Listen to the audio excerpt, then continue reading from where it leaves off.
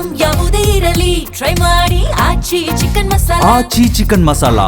ರಾಜ್ಯ ಕಾಂಗ್ರೆಸ್ ಪಾಳೆಯದಲ್ಲಿ ಒಂದಲ್ಲ ಒಂದು ಬೆಳವಣಿಗೆಗಳಿಗೆ ಸಾಕ್ಷಿ ಆಗ್ತಾನೆ ಇದ್ದಾರೆ ಪ್ರಬಲ ಶಾಸಕರು ಮತ್ತು ಸಚಿವರು. ಈಗಲೂ ಕೂಡ ದೊಡ್ಡ ಮಟ್ಟದ ವಿರೋಧದ ಮಧ್ಯದಲ್ಲೂ ಕೂಡ ಫಾರಿನ್ ಟ್ರಿಪ್ ಮಾಡೋದಕ್ಕೆ ಮುಂದಾಗ್ತಿದ್ದಾರಂತೆ. ತೀವ್ರ ವಿರೋಧ ಇದೆ, ಆದ್ರೂ ಕೂಡ ಶಾಸಕರು ಫಾರಿನ್ ಟ್ರಿಪ್ ಮಾಡುವ ಮನಸ್ಸಲ್ಲಿದ್ದಾರೆ.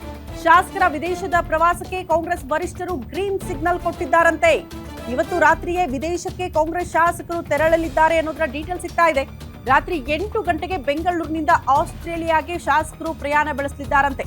ಸಮಾನ ಮನಸ್ಕ ಕಾಂಗ್ರೆಸ್ ಶಾಸಕರಿಂದ ವಿದೇಶ ಪ್ರವಾಸ ಆಗ್ತಾ ಇದೆ.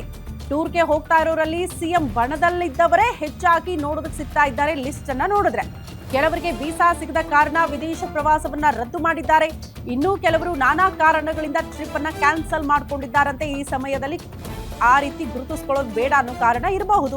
ಹೈಕಮಾಂಡ್ ಕೆಂಗಣಿಗೆ ಗುರಿಯಾಗಬಹುದು ಅಂತ ಕೆಲವರು ಕ್ಯಾನ್ಸಲ್ ಮಾಡ್ಕೊಂಡಿದ್ದಾರೆ. ಆಸ್ಟ್ರೇಲಿಯಾ ಪ್ರವಾಸಕ್ಕೆ 21 ಶಾಸಕರು ಹೋಗ್ತಿದ್ದಾರಂತೆ. ಮಾರ್ಚ್ 1ರಂದು ವಾಪಸ್ ಆಗಲಿದ್ದಾರೆ ಅಷ್ಟು ಜನ ಶಾಸಕರು. ಶಾಸಕರೇನೋ ವಿದೇಶ ಟ್ರಿಪ್ ಮಾಡ್ತಿದ್ದಾರೆ, ಬಟ್ ಅದರ ಉದ್ದೇಶ ಏನು ಅನ್ನೋದು ಪ್ರಶ್ನೆ ಇದೆ.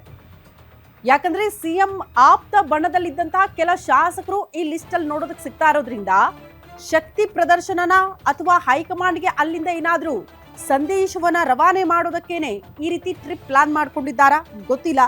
ಬಟ್ ದಂಡಾಗಿ ಹೋಗ್ಬೇಕು ಅನ್ನುವಂತಹ ಪ್ಲಾನ್ ಅಲ್ಲಿ ಕೆಲವರು ಕ್ಯಾನ್ಸಲ್ ಮಾಡ್ಕೊಂಡಿದ್ದಾರಂತೆ. ಕೊನೆ ಕ್ಷಣದಲ್ಲಿ ಕಾರಣ ಇರಬಹುದು, ಹೈಕಮಾಂಡ್ ಕೆಂಗಣಿಗೆ ಗುರಿಯಾಗಬಹುದು ಅನ್ನೋ ಒಂದು ಕಾರಣ. ಆದ್ರೆ ಸಿಎಂ ಪರವಾಗಿ ಈ ಕ್ಷಣಕ್ಕೆ ನಿಂತ್ಕೊಂಡ್ಬಿಟ್ರೆ ಮುಂದಿನ ದಿನಗಳಲ್ಲಿ ಕಷ್ಟ ಆಗಬಹುದು, ಏನಾದ್ರೂ ಬದಲಾವಣೆಗಳಾದಾಗ ಕಾಂಗ್ರೆಸ್ ಪಾಳೆಯದಲ್ಲಿ ಅಂತ.